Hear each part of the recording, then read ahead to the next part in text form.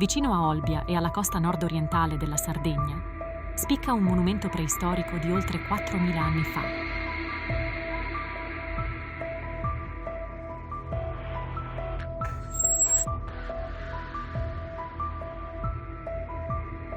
Un alone di mistero circonda un luogo di sepolture nuragiche.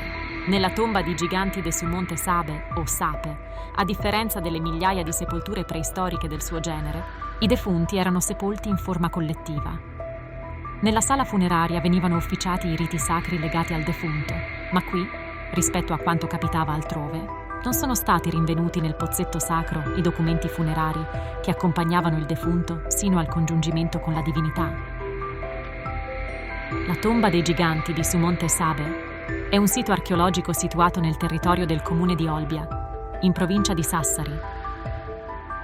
Analogamente ad altre tombe dei giganti della Gallura, venne realizzata in 2 fasi costruttive principali.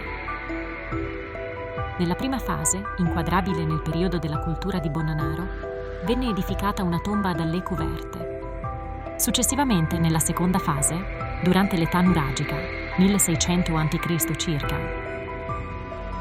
l'allée cuverte venne trasformata in tomba dei giganti, con la realizzazione dell'esedra e della stele, di cui oggi rimangono poche tracce. La tomba, che misura circa 28 metri in lunghezza e 6 in larghezza, venne scavata e restaurata negli anni 60.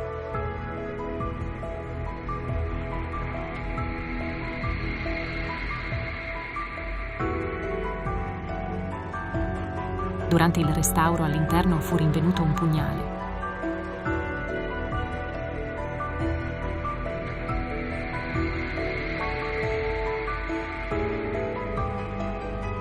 Il territorio di Olbia è ricco di testimonianze nuragiche. Formata da un corpo in muratura rettangolare e absidata nella parte terminale, la tomba era in origine ricoperta da un tumulo di terra e pietre, in quanto i defunti venivano inumati collettivamente.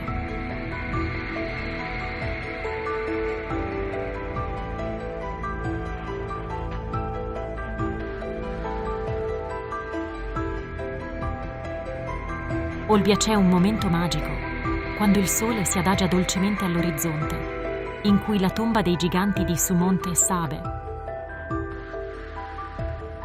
sembra sussurrare storie millenarie.